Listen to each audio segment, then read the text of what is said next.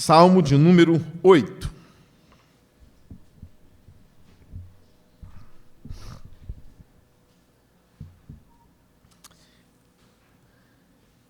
Diz assim: Senhor, Senhor nosso, como é majestoso o teu nome em toda a terra. Que a igreja repita isso. Senhor, Senhor nosso, como é majestoso o teu nome em toda a terra. Tu, cuja glória é cantada nos céus, dos lábios das crianças e dos recém-nascidos, firmaste o teu nome como fortaleza, por causa dos teus adversários, para silenciar o inimigo que busca vingança. Quando contemplo os teus céus, obra dos teus dedos, a lua e as estrelas que ali firmaste, pergunto: que é o homem para que com ele te importes, e o filho do homem para que com ele te preocupes? Tu o fizeste um pouco menor do que os seres celestiais, e o coroaste de glória e de honra. Tu o fizeste dominar sobre as obras das tuas mãos, sob os seus pés tudo puseste, todos os rebanhos e manadas e até os animais selvagens, as aves do céu, os peixes do mar e tudo o que percorre as veredas dos mares.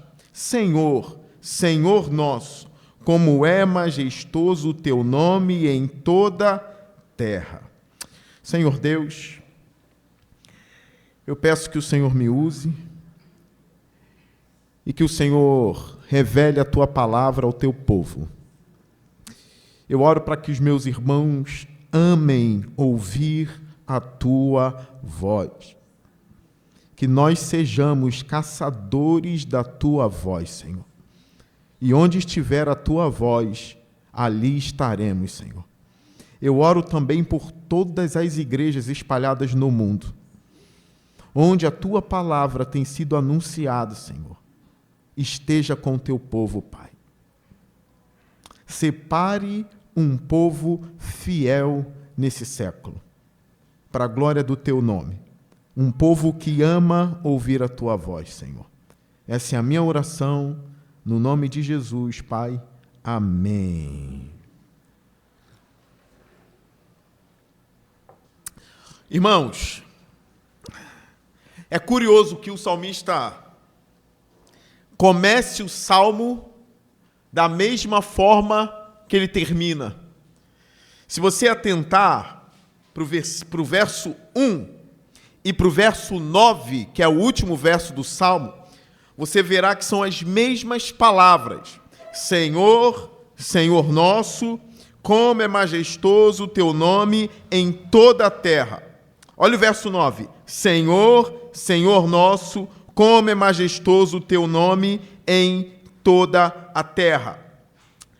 Isso reflete um coração que contempla. O coração desse salmista é um coração que contempla, um coração contemplativo. Ele não se perdeu na vida. Ele não se perdeu no dia a dia. Ele não se perdeu nas coisas cotidianas. Ele não se perdeu nem nas coisas grandes, nem nas coisas pequenas da vida. O que seria se perder? Se perder seria dar atenção a coisas boas ou a coisas ruins, e dando atenção a essas coisas, ainda que sejam coisas boas, se esquecer de contemplar o Criador. Ele não se esqueceu de contemplar o Senhor. Ele diz que o nome do Senhor é majestoso em toda a terra. Ele chega a dizer ainda no verso 1, tu, cuja glória é cantada nos céus, o que dá a entender que ele ainda contempla os céus. Ele ainda contempla a natureza. Nada nessa vida está apagando a chama da contemplação do coração desse salmista. Uma outra coisa importante que eu pego para mim e eu quero que você pegue para você, ao analisar a estrutura desse salmo, é: se o salmo começa e termina com Deus, para a glória de Deus, só a estrutura do salmo já fala comigo. O que fala? Que Deus precisa nortear a minha vida do início ao fim. Que Deus precisa ser o norteador do meu dia. Agora, não só da minha vida inteira, do meu nascimento à minha morte, mas num dia simples, como uma segunda-feira ou uma terça-feira, que seja o meu acordar para Deus e o meu dormir para Deus. Deus precisa ser o centro da minha vida e o centro da sua vida. Pense comigo. Por que nós damos lugar a coisas danosas em nossa vida? Porque nós damos lugar a determinados pecados que nós não deveríamos dar lugar. Qual é a causa disso? Eu estou convencido que a causa que faz com que esses pecados dominem a nossa vida é porque Deus não está dominando a nossa vida. É tão simples, a matemática é tão simples. Se Deus nortear a minha vida, eu terei vitória sobre o pecado, sobre o meu coração, sobre o diabo, sobre o mundo. Deus é o balizador, Ele é o início, Ele é o fim da minha vida. Ele está bem no centro, no âmago do meu ser. Eu escrevi aqui, o salmo começa e termina com Deus. O que indica, a minha vida precisa ser preenchida por Deus. O salmista está me ensinando algo, ainda que ele não escreva assim: Deus seja o princípio norteador da sua existência. Ele não escreveu isso, mas a estrutura do salmo já mexe comigo. É um homem devoto a Deus. É um homem que coloca Deus no início e no fim do seu poema. E quer nos ensinar coisas grandiosas. Deus tem que ser o centro da sua vida. Se venço o orgulho, por exemplo, eu devo vencer não porque o orgulho tem destruído a minha vida. É um excelente argumento. Se o orgulho tem destruído a minha vida, eu preciso vencer o orgulho. É como um estoico, alguém da filosofia estoica, que abre mão da carnalidade, abre mão de um monte de coisa, só que não por causa de Deus. O ponto aqui é, se eu abandono o orgulho, eu abandono porque Deus é o centro da minha vida. Se eu estou lutando contra a inveja, qual é o motivo? Por que vencer a inveja? Por que dar um tiro mortal no coração da inveja? Crente, aprenda isso. Nós lutamos contra os vícios porque passamos a amar o nosso Criador. Se eu passei a amar o meu Criador, tudo que o meu Criador reprova precisa ser reprovado por mim. Se eu venço a imoralidade, é por Deus. Eu lembro um amigo meu pregando, ele é pastor também, e ele disse assim: o que eu devo fazer no meu carro com vidro escuro, sem ninguém dentro, e uma mulher vulgar estiver passando na frente do carro? O que eu devo fazer? Ora, ali não é por causa da esposa, a esposa não está. Ali não é por causa da igreja, a igreja não está no carro. Ali não é por causa do pastor, o pastor não está no carro. Ali é que vai demonstrar se Deus é o centro da sua vida. O que você deve fazer? Você está no carro escuro e passa alguém imoral na sua frente. Se Deus tem sido o centro da sua vida, por causa de Deus, você não vai cair em sedução. É por Deus, por causa de Deus. Irmãos, tem coisas que nós só vamos vencer se Deus for o início e o fim dos nossos planejamentos. Se Ele não for, a gente vai bater cabeça, vai cair nos mesmos pecados, vai cair nos mesmos problemas, porque não estamos começando e nem terminando com o nosso Deus. Não estamos contemplando a sua beleza, nem a sua majestade. Os teólogos têm proposto uma coisa que eu quero ensinar a vocês. Como se vence um vício? Uma matéria dificílima. Como se vence um pecado recorrente? Repare, o Salmo não fala de pecado. O Salmo diz o seguinte: como é majestoso o teu nome. É isso que o Salmo diz. O Salmo não fala do pecado aqui, mas eu quero introduzir esse assunto porque eu quero demonstrar a vocês que a contemplação nos faz ter uma vida vitoriosa. Os teólogos têm proposto que, se você não encontrar um prazer maior do que os seus vícios e os seus pecados, você não vai abandoná-los. Interessante isso. Se você não encontrar um prazer maior do que a pornografia, você não vence a pornografia cabalmente. Você vence durante 3 meses, mas não vence cabalmente. Você precisa encontrar uma coisa mais prazerosa do que a satisfação da carne. Ora, eu lembro que eu já tomei uns danoninhos muito aguado, né? Quando eu era criança. E eu gostava. Não era Itambé, não. Era uma outra marca que eu não lembro. Mas era meio aguado, mas eu gostava. Quando eu tomei aquele Chambito, é Chambito, né? É Chambito, vermelhinho? É esse nome mesmo? Fala para mim, para eu não pagar amigo que está gravando. Chambinho, é Chambinho? Aquilo mudou o meu paladar. Eu não quero mais o aguado. Eu quero esse vermelhinho aí. E eu podia comer 2 por dia. Eu comia era 4, 5.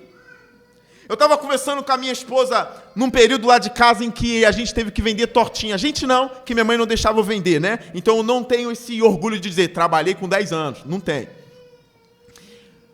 Mas estava vendendo tortinha lá em casa. Minha mãe vendia torta. Depois minha irmã ficou especialista em doce. Torta, bolo. Mas tudo começou com a minha mãe.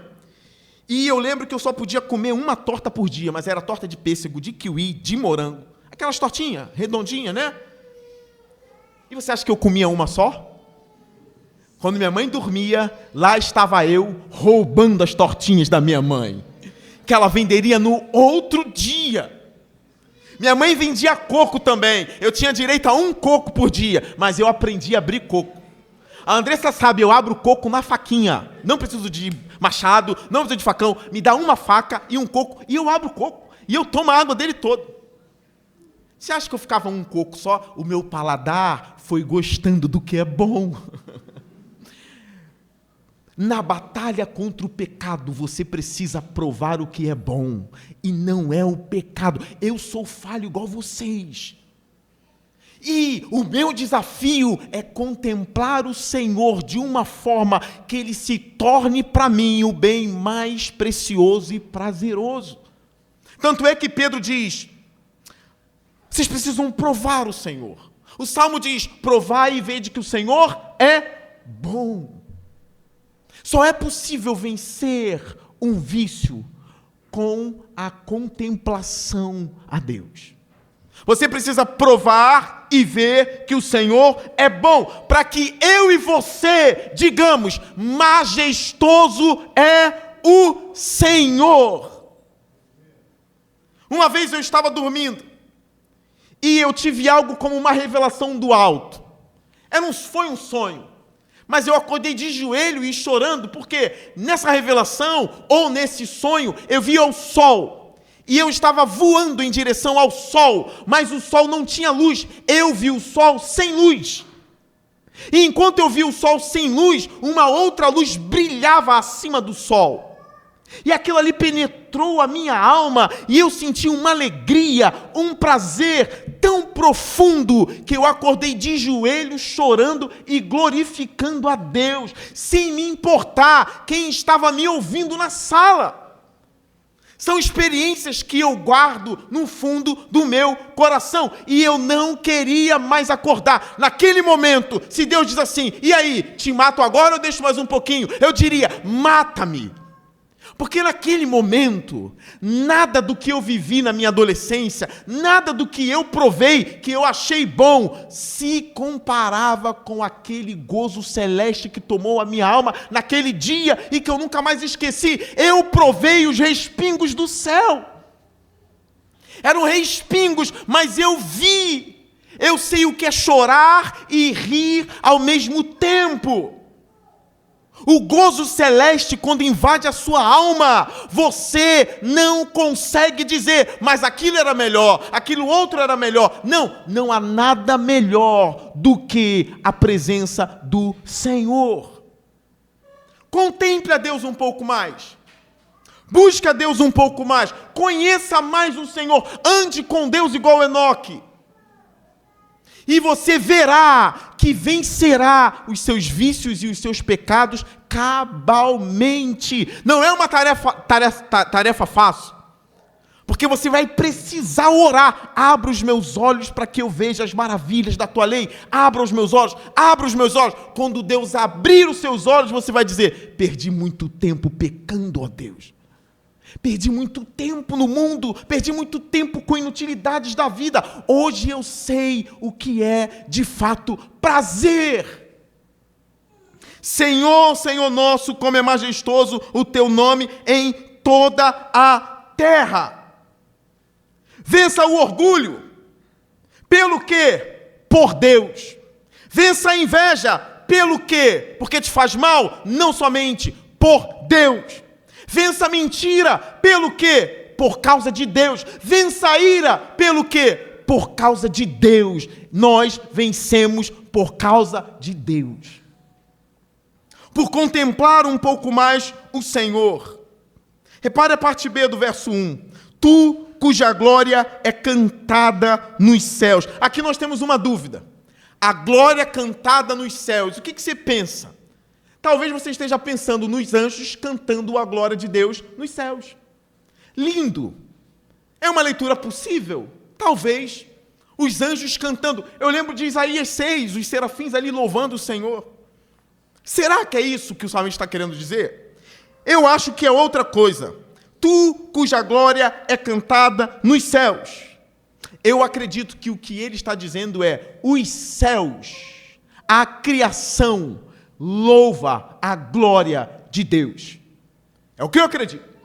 Bem ali juntinho do Salmo 19, os céus declaram a glória de Deus. E o firmamento, as obras das tuas mãos. Um dia diz isso a outro dia, sem discurso, nem palavra, não se ouve a sua voz, mas a sua voz ressoa em toda a terra. A glória de Deus é cantada nos céus. Por isso que eu digo, contemplação. Contemple a Deus em sua palavra, que nós chamamos de revelação especial. Contemple a Deus aqui, na Bíblia, em oração. Agora deixa eu ensinar uma coisa para vocês. A Bíblia é inspirada ou não é? Sim ou não? Sim. Paulo escrevendo para Timóteo diz o seguinte, né? Que toda a palavra é inspirada por Deus. Toda a palavra. Agora deixa eu fazer uma pergunta. A criação é inspirada e infalível, assim como a Bíblia? Alguns estão dizendo assim, ó. É sim. A criação é inspirada e infalível como a Bíblia. As duas coisas foram produzidas pelo mesmo Deus. O livro é totalmente inspirado. A criação é totalmente inspirada. Os cientistas que leem mal a criação em alguns momentos. Mas ela está aí. A criação não erra quando comunica a Deus. O que a criação não tem, que a Bíblia tem, é a Bíblia revela a pessoa de Jesus. É por isso que ela é especial. A criação diz que existe um Deus, mas não diz que Jesus morreu na cruz para nos purificar de todo o pecado. Mas a criação não erra quando diz, ei povo, olhe para mim. Aí quando você olha para o céu, a criação diz assim, Deus existe. Vocês estão vendo? E nós, a criação, comunicamos a glória desse Deus. Olhe para nós. Não agarrem uma árvore para pegar a energia da árvore. Essa não é a ideia. Agarre uma árvore dizendo, tu és maravilhoso, Senhor. Obrigado pelo fruto desta árvore. Olhe para o universo, não para pegar a energia do universo, mas olhe para o universo para cantar com o universo. A glória de Deus é sublime. É por isso que eu tenho ensinado a vocês esse tempo todo. Deus é óbvio. Por que alguns físicos e matemáticos estão negando o Senhor? Ora, eu acho que eles precisam largar os números um pouco e voltar a contemplar. Os biólogos precisam sair um pouco do laboratório, um pouco da sala de aula e passar a contemplar, a olhar, a refletir, porque a criação está pregando. Irmãos, tem um debate e eu quero trazer para vocês esse debate. Alguns ateus dizem assim: que diferença faz se Deus existe? Que diferença faz se Deus existe? Não faz alguma diferença. E alguns filósofos cristãos ou teístas têm respondido: se não faz diferença se Deus existe, então não faz diferença se a medicina avança. Repara isso. A medicina avançou, e daí? Eu vou morrer? É ou não é? Que diferença faz se a medicina avança? Se vamos morrer? Não faz diferença se existiu no século XX Madre Teresa e Hitler. Qual é a diferença? Qual a diferença entre Madre Teresa e Hitler, irmãos? Se Deus não existe, não faz sentido absolutamente nada. Então, quando você for questionado, que diferença faz se Deus existe? Você diz: que diferença faz se você vai para a escola todo dia? Que diferença faz se você trabalha todo dia? Que diferença faz se a tecnologia está avançando? Que diferença faz? Que diferença faz se você casou ou não casou? Se você teve filho, se não teve filho? Que diferença faz? A vida sem Deus é um absurdo tão grande, que se for levado a sério, leva ao suicídio. Porque os grandes filósofos ateus, os grandes, me refiro aos grandes, quando eles trabalham sobre essa questão do sentido da vida, e eles não creem em Deus, eles tentam inventar um propósito para continuar existindo, e eles deixam claro, porque é absurdo. Uma vida sem Deus é uma vida absurda. Eu digo, juntamente com os apologetas cristãos, o absurdo da vida sem Deus. Eu não consigo conceber a existência sem Deus, de maneira alguma. E para mim existe uma diferença substancial entre Madre Teresa e Adolf Hitler. É uma diferença gigantesca entre ela e Hitler. Herman Bavinck, lembra esse nome? Um teólogo holandês, lembre-se desse nome. Quando ele escreve sobre o bem supremo do homem, quem é o bem supremo do homem? Ele começa a dissertar sobre a ciência e sobre a arte. Porque alguns cientistas dizem que a ciência é tudo. Ué, a ciência é tudo? E ele começa a dissertar. E ele começa a escrever. E os teólogos holandeses são muito bons. Os caras são bons. Ele diz o seguinte: repare, se a ciência avança, a tecnologia avança, mas o homem não tem Deus, essa tecnologia vai transformar o homem num demônio muito maior. E a palavra demônio está por minha conta, não pela do Bavinck. Se a ciência avança, pense comigo, a tecnologia está avançando e Deus foi tirado de cena, o homem se torna um demônio muito maior. Porque se a ciência avança e as virtudes não são cultivadas no coração, o homem se torna um demônio mais poderoso. A tecnologia avançou, as bombas foram inventadas. Dizem que existem bombas que são capazes de destruir um continente inteiro. Eu nunca vi. Mas será que existe mesmo? Se existe e o homem não tem Deus, eles vão inventar guerras atrás de guerras. Porque a tecnologia avançou, mas as virtudes não avançaram. Por quê? Virtudes são coisas de outra ordem. Virtudes não são coisas da matéria. Virtudes são coisas da metafísica. O que seria metafísica? Aquilo que está além do mundo físico. As virtudes não podem ser comprovadas num laboratório. Diz assim: fulano só fala a verdade. Como é que comprova isso? Que é a verdade? Por que é a verdade? Como é que prova isso no laboratório? Não, porque fulano, ele honra pai e mãe. E o que a ciência tem a ver com honra? A ciência não consegue nem dizer se honrar alguém é algo bom. A ciência não tem essa capacidade. Então a ciência avança e eles estão tirando Deus da ciência. O que vai acontecer? Um demônio muito pior, porque agora o homem vai se tornar um demônio poderoso, com bomba, com armas. E outras coisas que se eu falar aqui, vocês vão dizer que eu sou da conspiração. Porque a minha vontade é dizer assim, com vírus. Eu não confio no coração dos homens poderosos desse mundo. Eu não confio no coração desses homens. Agora, e a arte? Porque algumas pessoas diziam e dizem que a arte é a salvação da humanidade. Bavinck disserta sobre a arte.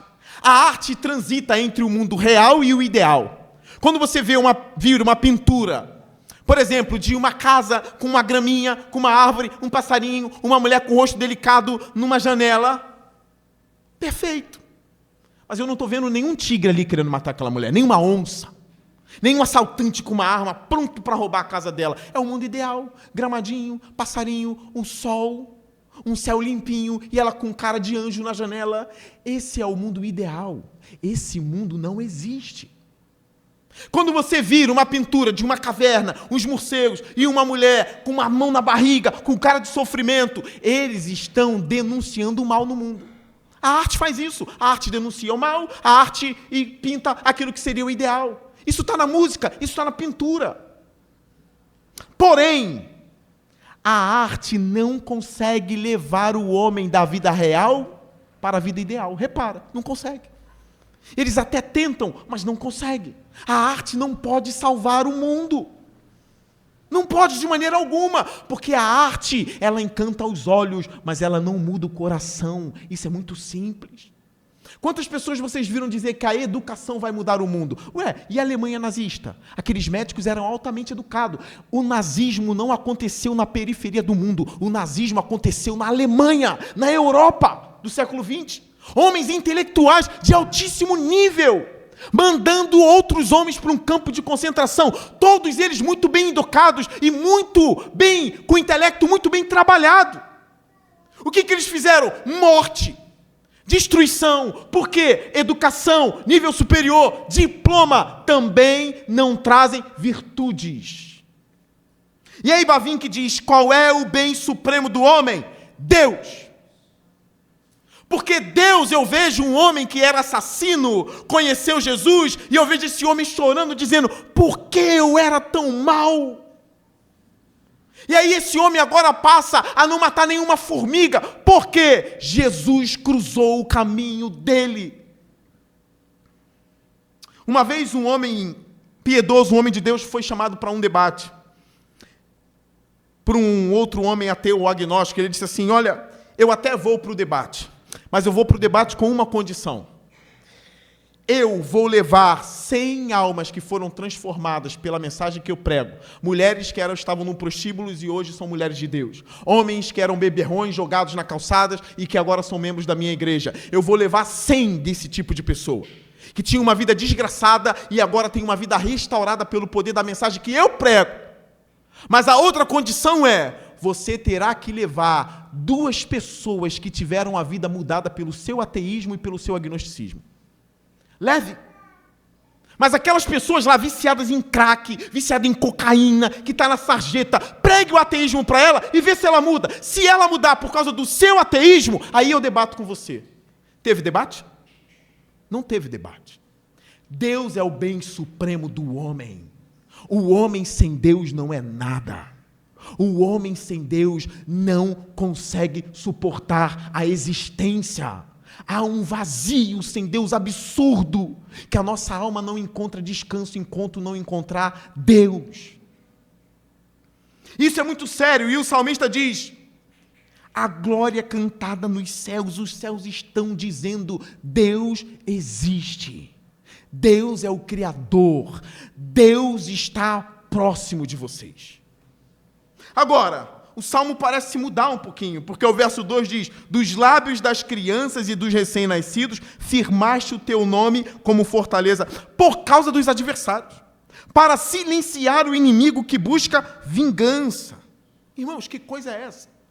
Ele começa de forma sublime, e agora o salmista diz, dos lábios das crianças. Perceba o que o salmista está dizendo. Dos lábios das crianças e dos recém-nascidos, firmaste o teu nome como fortaleza. Por quê? Por causa dos teus adversários, para silenciar o inimigo. Como assim? Dos lábios das crianças, silenciar os inimigos. Os estudiosos debatem sobre essa parte do salmo. Será que o salmista está se referindo a um bebê literalmente? Será que ele está falando de bebê mesmo? Ou será que ele usa essa figura, ele pega esse cenário figurativo para dizer que Deus tem vencido por meio de gente pequena? Será que ele não pega essa linguagem para que a gente entenda, Deus tem derrotado os seus adversários através de gente simples? E o salmista até que se coloca como essa pessoa, é como se ele estivesse vendo ele como um bebê, como uma pessoa simples. É como se ele estivesse lembrando, por exemplo, de Davi que derrotou Golias, enquanto era um garoto. Quem sabe ele estava lá, por exemplo, pensando em José, um sonhador, que foi invejado pelos próprios irmãos, foi vendido para um outro lugar. E você imagina, se teu irmão te vende lá para o Afeganistão? Teu pai não sabe, tua mãe não sabe, e você está agora indo num caminhão para o aeroporto, amarrado, vai pegar um avião, e quando você acordar, você está no Afeganistão. Por quê? Porque teus irmãos fizeram isso por inveja. Já imaginou você em outra terra? Dá até um frio na barriga, né? É desesperador. José passou por isso. Porque ele era jovem e sonhador. O que Deus fez através da vida desse menino? Matou a fome de todo o planeta. Vocês lembram da história? E Ana, que não podia ter filhos, era zombada, ela era a pequenina da casa, a mulher não tinha filho. Mas Deus usou aquela que era menor para levantar um dos maiores homens de Israel, que foi Samuel, que ungiu Davi. E Jesus é da linhagem de Davi, que foi ungido por Samuel. Mas Samuel saiu do fruto de uma mulher menosprezada. Será que o salmista não está dizendo, lembre, povo, lembre, Deus vence através de pequenos. Dos lábios das crianças ele silenciou o inimigo. O inimigo que busca vingança, que está doido por destruição, Deus tem vencido por meio de gente simples. Pense nos 12 apóstolos, coitados. Um ou outro era até dotado de algum talento. Mas Pedro, um brucutu, um pescador, feroz, brabo, da espada. Jesus disse, tu serás pescador de homens. Eu já ensinei a pesca maravilhosa, ele pescou muito, e Jesus disse, você vai pescar muitos homens. Em Atos 2, no sermão de Pedro, ele pescou 3.000 peixes humanos. 3.000 homens, sem rede, mas com a palavra. Mas qual foi a universidade de Pedro? Qual foi? Pedro, por acaso, foi para a Grécia estudar com os discípulos de Platão, Aristóteles? Óbvio que não. Jesus escolheu o que para o mundo era loucura, e aí andando com Jesus é outra história, mas quando ele escolheu o pequeno. 12 homens. E essa palavra é para você se sente pequeno, né? Ou pequena. Às vezes até inútil. Deus tem mania de usar o que é inútil. Deus tem mania de transformar aquilo que é loucura em sabedoria e aquilo que é sabedoria em loucura. Deus pode te usar grandemente em sua pequenez. É dos teus lábios, bebezinho de Jesus, bebezinha de Jeová, que Deus vai silenciar muitos inimigos por aí. Pastor, mas eu não tenho nada, é assim que Deus quer. Mas eu não sou ninguém, é assim que Deus quer. Mas eu nunca me dediquei, eu perdi muito tempo na minha vida, não tem problema, é assim que Deus faz. Ele ama as coisas loucas, Ele ama as coisas improváveis, Deus ama isso. Deus ama porque os simples são mais humildes.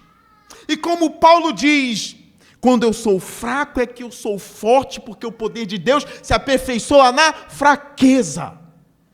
É quando você ora dizendo, Senhor, por que eu? Lembra da oração de Jeremias? Jeremias, tu serás um profeta.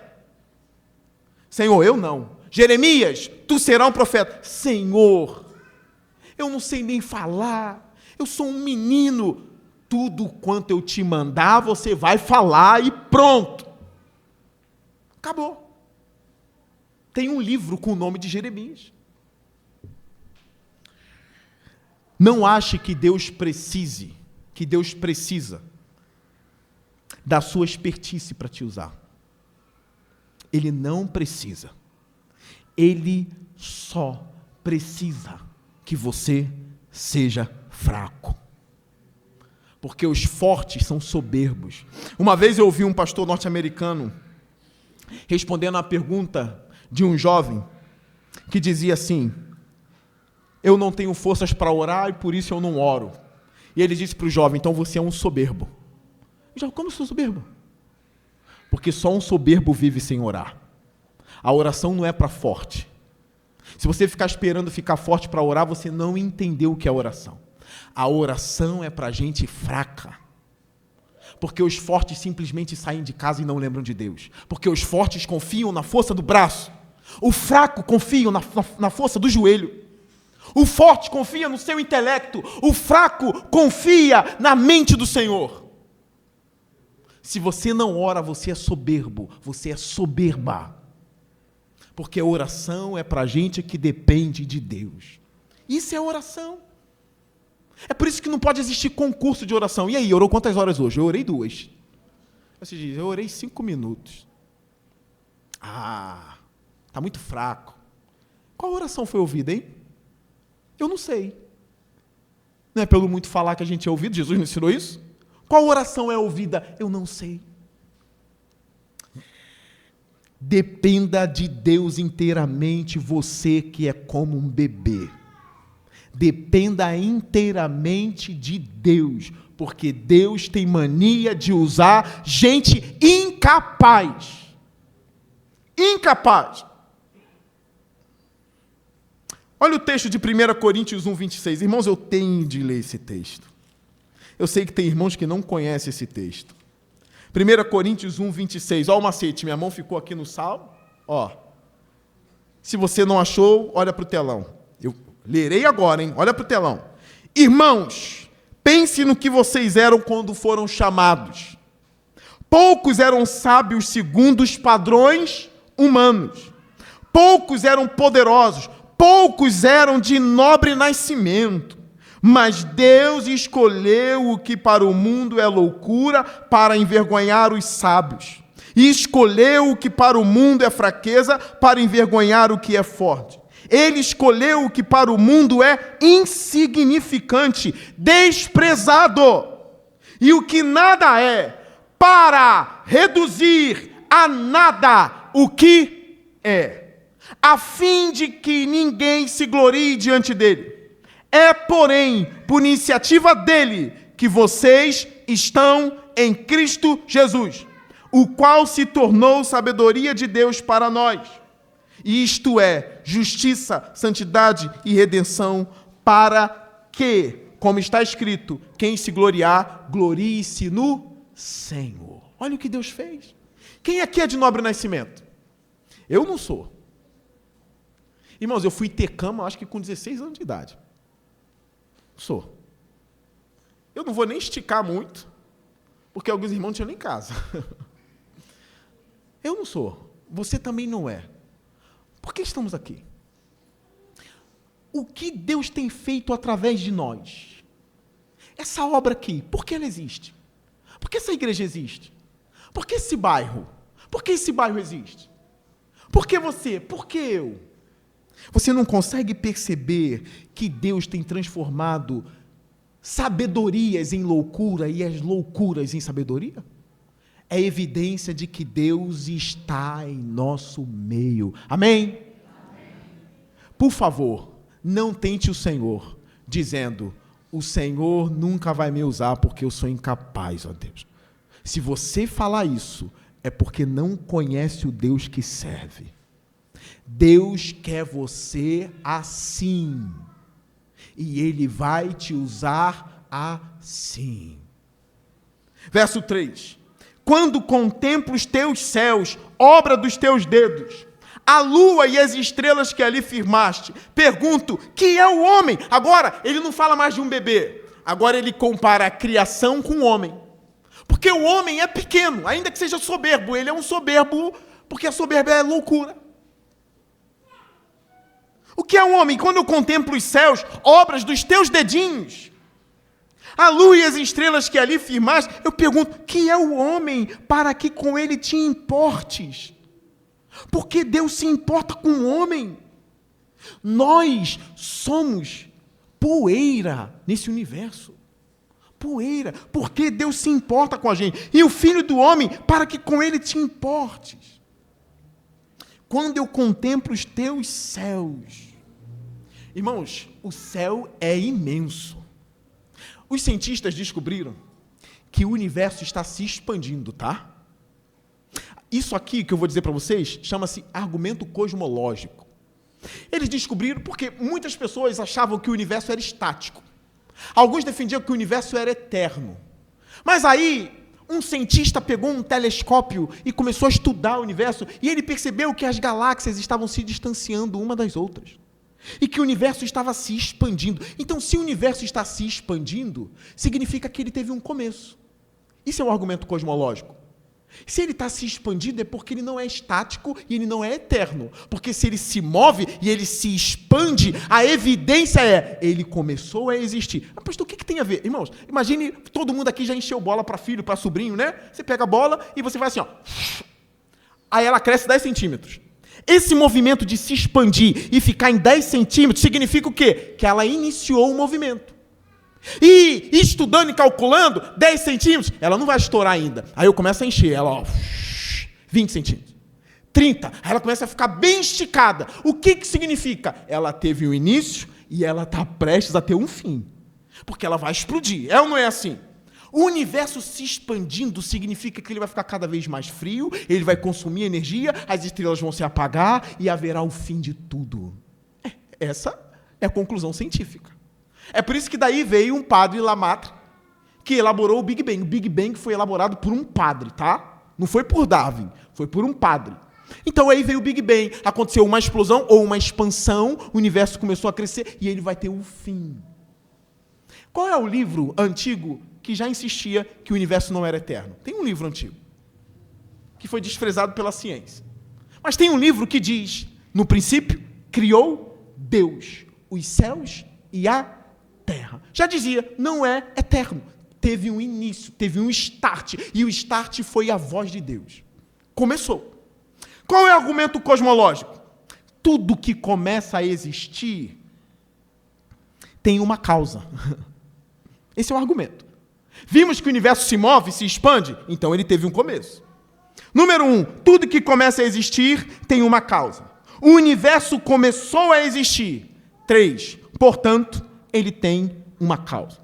Os cientistas dizem que no Big Bang começou ali tempo, espaço e matéria, tudo junto. Tum. Logo, se o universo começou a existir e tudo que começa a existir tem uma causa, e se o universo começou a existir como ele começou a existir, logo ele tem uma causa, essa causa tem que ser imaterial. Não pode ser material. A matéria não cria matéria. Esse algo tem que ser imaterial. Esse algo tem que ser atemporal. Ele não pode estar preso ao tempo. Se o tempo começou a existir no Big Bang, Deus pode ter o tempo dele que a gente não conhece. Mas o tempo como a gente conhece hoje, através do início de tudo, esse ser ou esse algo tem que ser atemporal. Ele também tem que ser inteligente, porque o universo é fino, é bonito e é organizado. Ele tem que ser pessoal, justamente pela inteligência dele. E ele tem que ser poderoso. Qual é o nome disso? A gente chama de God. A gente chama de Deus. Esse é o argumento cosmológico. O início do universo é uma causa não causada, porque ele é eterno, imaterial, atemporal, e aí, vou usar a linguagem bíblica, magnífico, maravilhoso, excelso, e a gente vai embora. Esse é o universo. que os cientistas dizem que tem 13,8 bilhões de anos, pelos cálculos. O que é o homem agora? Você pega um telescópio e você se perde. Fala, meu Deus, eu sou uma poeira. Eu sou uma poeira. Imagine, eu estou exercitando, correndo. Passo mal do coração e morro. Pum. Você também. Alguns dormem e nem acordam. E o universo para por causa disso? Ele continua. Que é o homem. Mas aí eu, como crente, que é o universo? Porque o salmista diz, Deus criou com o seu dedo. Qual é a ideia? Deus não fez muito esforço não, tá? Essa magnitude que os cientistas estão ficando encantados, Deus criou assim, ó.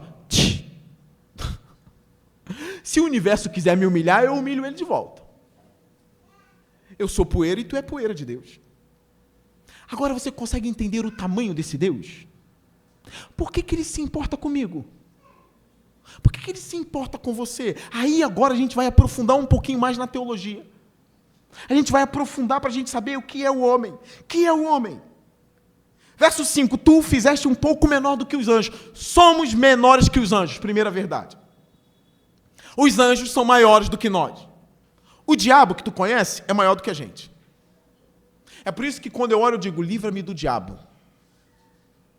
Livra-me do mal. E não me deixe cair em tentação. Ele é maior e mais poderoso do que eu. Eu não estou aqui para ficar debatendo com o diabo, nem chamando ele de chifrudo, de maldito. Não, eu respeito. De verdade, eu respeito, de verdade. Não amaldiçoo ele, nada disso. Eu repreendo em nome de Jesus. Acabou. Não bato papo, não tem nada disso. Em nome de Jesus, vai embora. Não vou te chamar de chifrudo nem nada. Está repreendido e vai embora. E acabou. Não tem conversa com o diabo, porque ele é maior do que eu. E ver anjo, se eu ver anjo eu desmaio. É de outra ordem. É da metafísica. É uma outra coisa que está além do universo, está além disso tudo. É outra ordem. Se aparecer de forma gloriosa, todo mundo aqui cai como morto. Essa é a verdade. Nós somos menores do que os anjos. Porém, outra verdade no texto, verso 5 ainda. Tu o fizeste um pouco menor do que os seres celestiais e o coroaste de glória e de honra. Deus coroou o homem, mesmo o homem sendo menor. Mesmo o homem sendo menor que o universo, menor que os mares, menor que a baleia, menor que os anjos, Deus coroou o homem de glória e de honra. E o que mais Deus fez com o homem? Verso 6. Tu o fizeste dominar sobre as obras das tuas mãos. É por isso que eu concordo com o Bruce Waltke quando diz que Deus governa os céus e os homens são o seu vice-governador. Os vice-governadores para governar a terra. Porque Deus assim quis. O homem domina sobre a terra.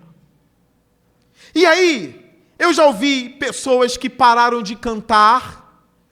Se canta na igreja ou não é uma outra coisa, mas em casa tem gente que não canta mais a música.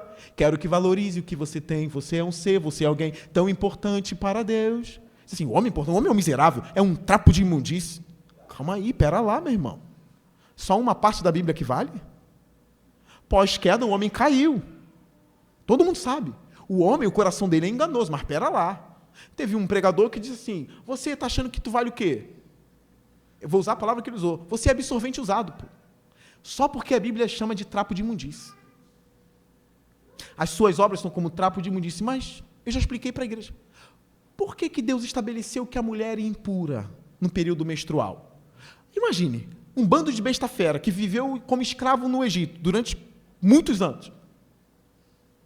Imagine esses homens em cima da mulher, a mulher naqueles dias, sangrando. Está impura, não toca. Aí os homens, não toca. Foi mais para proteger a mulher do que chamar a mulher de impura. E as mulheres realmente colocavam um trapo. Hoje já está tudo moderno, né?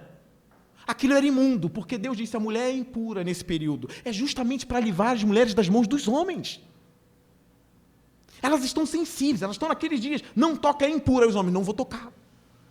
Deus vai redimindo a história, no decorrer da história. Ele vai devagar. Ele vai ensinando o homem. Deus não faz assim, ó, muda tudo, porque isso é contra a própria justiça dele. Deus é justo. Deus é justo. Tanto é quando ele fez um pacto com Noé, disse assim, Noé, eu dou a minha palavra, nunca mais destruo o mundo com dilúvio. O que ele botou? Um arco virado para ele mesmo. O arco-íris é um arco de Deus apontado para ele. Se descumprir a palavra, vai tomar uma flechada. Mas o arco é de Deus. É óbvio que Deus não vai quebrar, mas o arco está virado para Deus e não para Noé, porque eu fiz a promessa.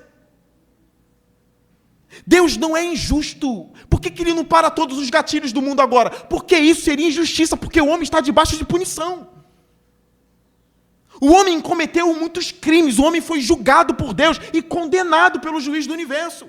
Se ele para todos os gatilhos, acabou a pena. Não é assim. Deus é justo, a justiça opera em Deus. Ele é misericordioso e justo ao mesmo tempo. Então aqui, ele coroa o homem de honra e glória e faz o homem dominar. Pera lá, você é importante para Deus sim. Mesmo no pós-queda, em Gênesis 9, diz que não pode matar o outro homem, porque o homem é a imagem e semelhança de Deus. Mesmo depois da queda, o homem continua sendo o quê? Imagem e semelhança de Deus.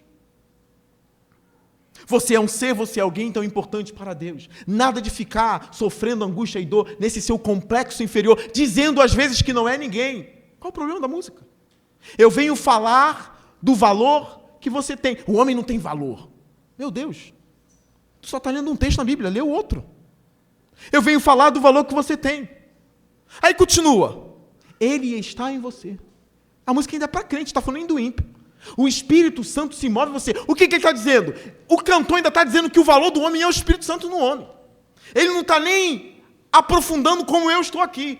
Todo homem é a imagem e semelhança de Deus, o ímpio e o justo.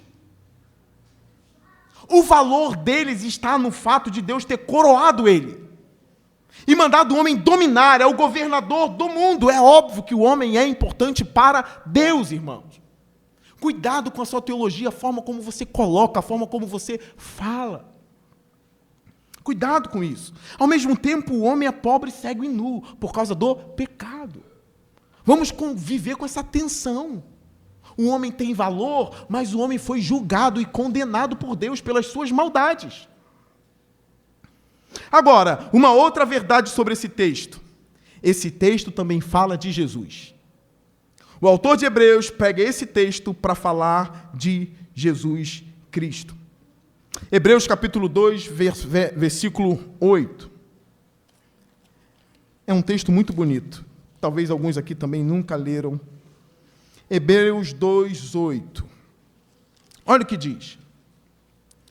E aí Jesus entrando na equação, ele passa a ser menor do que os anjos. Por causa da encarnação. Olha isso. Não foi a anjos, Hebreus 2, 5. Não foi a anjos que ele sujeitou o mundo que há de vir, a respeito do qual estamos falando, mas alguém em certo lugar testemunhou dizendo, que é o homem, para que com ele te importes. Onde está esse texto? Salmo 8. O autor de Hebreus está dialogando com os salmos. Que é o homem? E o filho do homem, para que com ele te preocupes. Tu o fizeste um pouco menor do que os anjos, e o coroaste de glória e de honra. Tudo sujeitaste debaixo dos seus pés. Ao lhe sujeitar todas as coisas, nada deixou que não lhe estivesse sujeito. Agora, porém, ainda não vemos que todas as coisas lhe estejam sujeitas. Vemos, todavia, aquele que por um pouco foi feito menor do que os anjos. Quem? Jesus. Vocês estão vendo como Deus se importa? Vocês estão vendo como Deus se importa?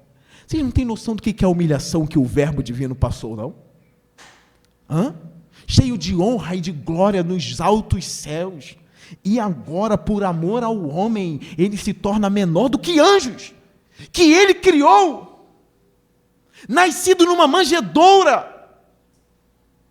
Esquecido ali. Você acha que Jesus, com um dia de vida, ele sabia a Torá? Ele não sabia, não. Ele teve que ler. Não com um dia de vida, né? Depois. Você acha que Jesus ele teve fé, ele teve que aprender. Olha a humilhação. Por que isso? Porque Deus amou o mundo de tal maneira que deu o seu único filho para todo aquele que nele crê, não foi para você não perecer. Um pouco menor do que os anjos. Jesus, coroado de honra e glória, por ter sofrido a morte, para que pela graça de Deus, em favor de todos, experimentasse a morte. Pula para o versículo 14.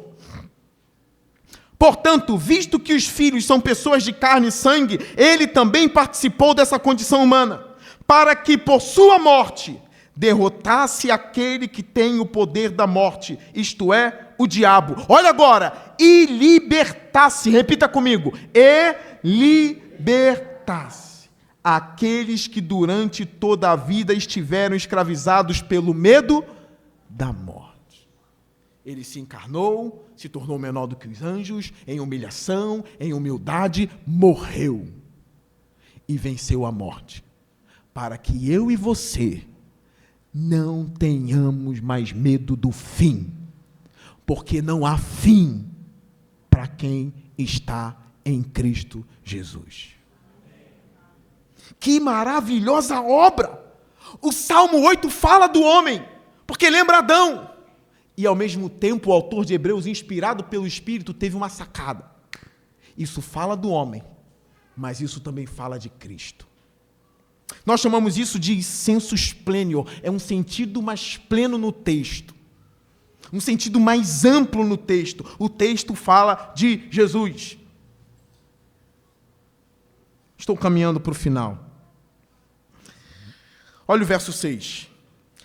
Volta para o Salmo 8. Tu o fizeste dominar sobre as obras das tuas mãos.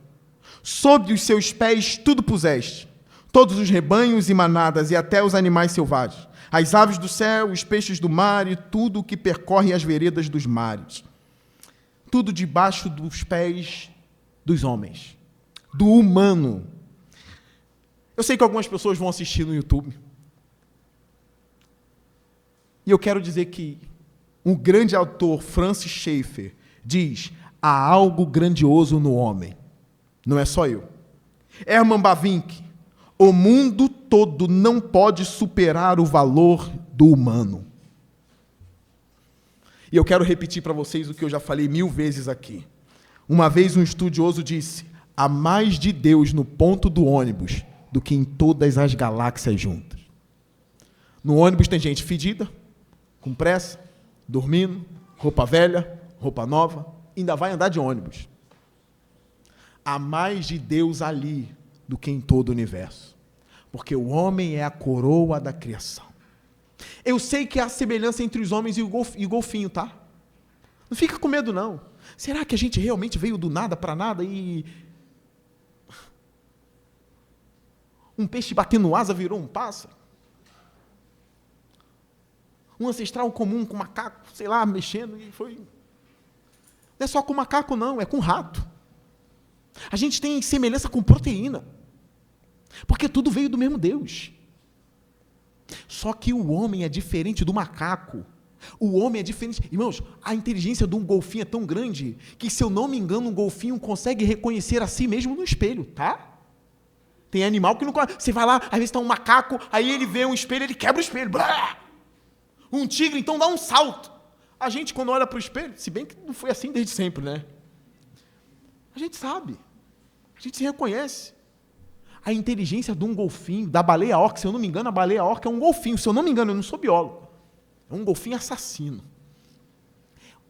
Aquela bicha é inteligentíssima. Elas, quando você vê o pinguim em cima de uma pedra de gelo, elas passam por baixo, jogam água para ele escorregar e cair na água. Elas encurralam, é a gangue das orcas. Tem semelhança entre nós e orcas. Tem semelhança entre nós e um coelho, entre nós e um rato. Agora, eu ouvi um ateu uma vez dizer, e aqui é o puro suco do ateísmo: não há diferença em valor entre o homem e uma formiga. Meu Deus, onde vamos parar? Eu mato a formiga sim e durmo em paz. Não sou preso. Não sou condenado ao inferno. Eu já disse, na calçada eu respeito elas, em casa é minha ordem. Não é para entrar na minha casa, entrou, morre. Formiga, só borboleta que eu poupo. E lagartixa, casa lá, tem um dono. Minha família tem um dono. Se minha esposa fala mata, eu mato. A borboleta eu tento convencer, não faz mal não. Mas ali a ordem é minha. Agora, o homem e a formiga têm o mesmo valor? Isso é o ateísmo, tá? Isso é o ateísmo. Se o homem não tem valor, a mulher não tem valor, por que usar a mulher um namoro inteiro e depois descartá-la? Qual o problema? Qual o problema? Qual o problema em envenenar a noiva? Qual o problema? Qual o problema em mandar matar o pai que tem uma herança e quer dividir com 10 irmãos? Qual o problema? Aquela menina que matou o pai, Suzane. Qual o problema? Esse é o ateísmo verdadeiro, tá? É porque o ateu não vive compatível com a sua crença. Ele não vive. Ele vive com a moral cristã. Ele não leva o ateísmo a sério. Não leva. O Salmo está dizendo que o homem tem valor, tá? E o que essa teologia faz com a gente? Sabe por que eu não posso ter inveja de você? A inveja leva à morte, tá? Sabe por que eu não tenho que te invejar? Sabe por que eu não tenho que alimentar raiva de você? Porque o nosso Criador disse, essa pessoa é minha imagem também.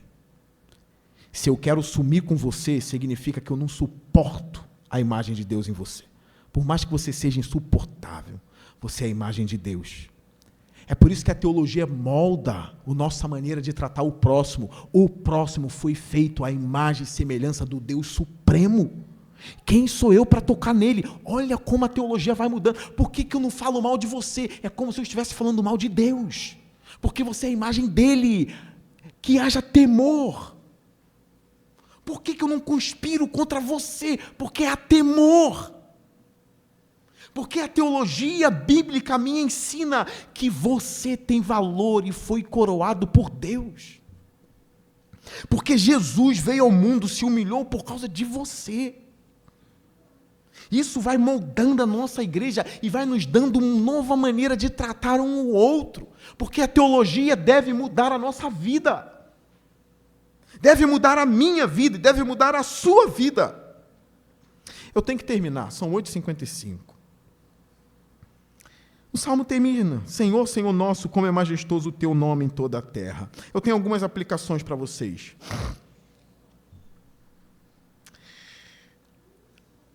Não deixe o dia a dia tirar um encanto por Deus de você. Tá bom? Irmãos, as futilidades do celular têm atrapalhado a gente. Considera isso. A gente foi feito para coisas maiores. A futilidade tem destruído os maiores homens. As maiores mulheres de Deus têm sucumbido por causa de um celular. E eu converso lá em casa às vezes, Lutero fez o que fez porque ele só tinha uma vela em casa. Se ele tivesse TV, celular, notebook, ele não faria o que fez.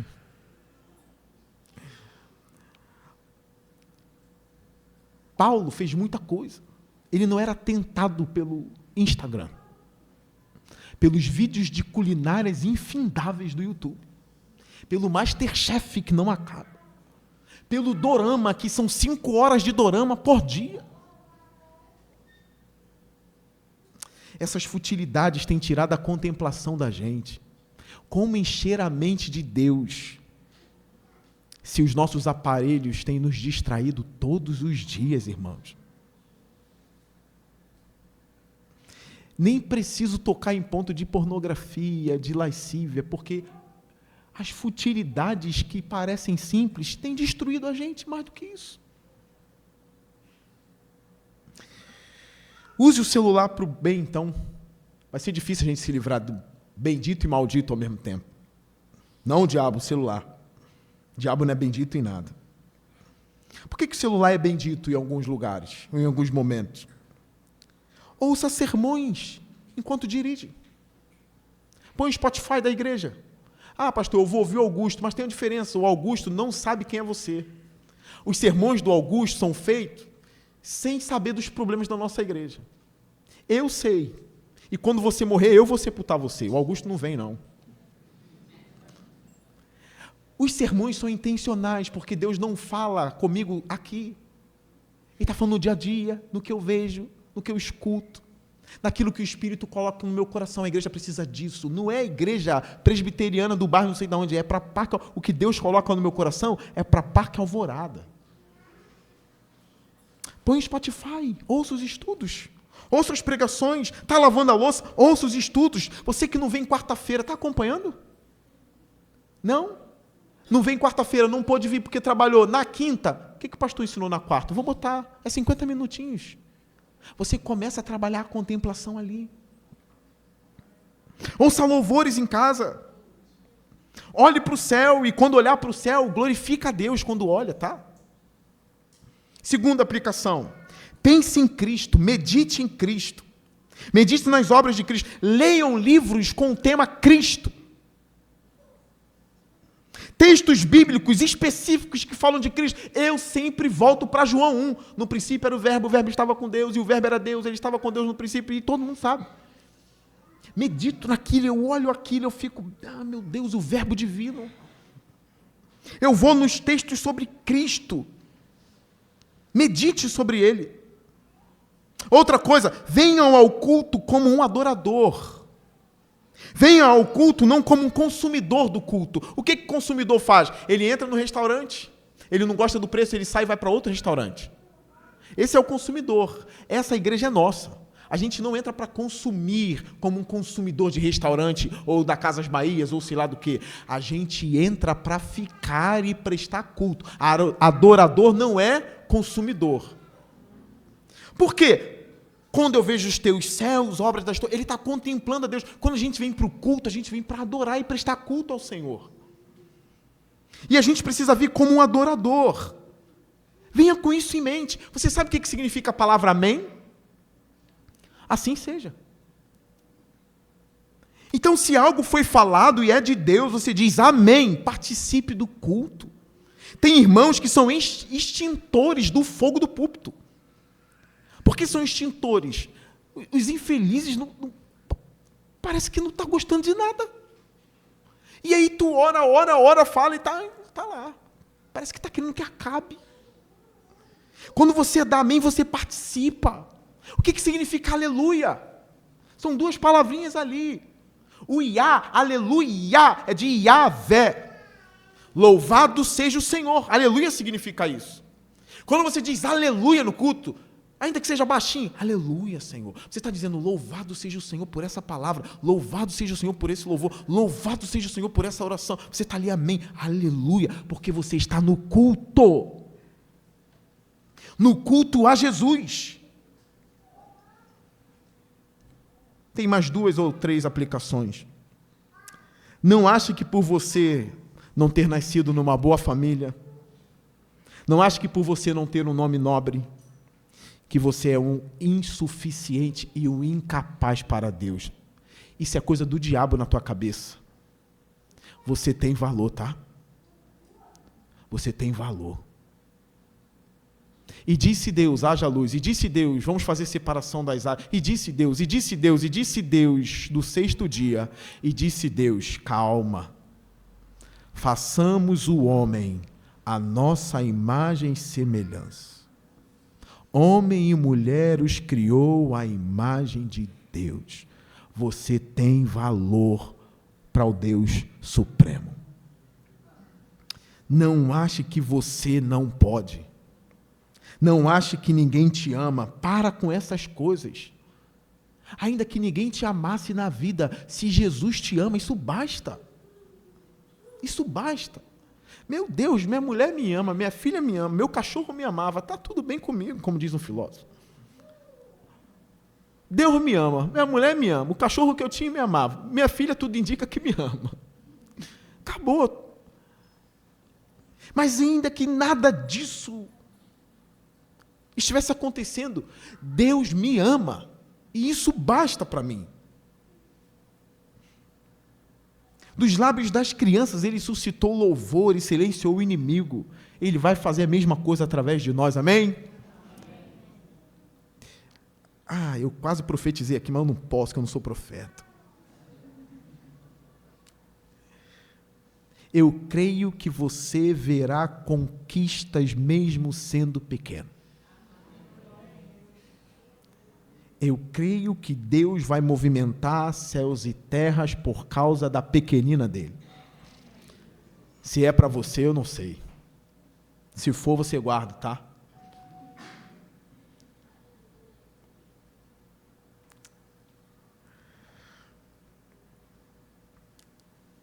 Eu termino aqui. Lembre-se que Deus tem mania de usar o fraco para mostrar que Ele é o Senhor de toda a glória e de todo o poder. Amém? Feche seus olhos.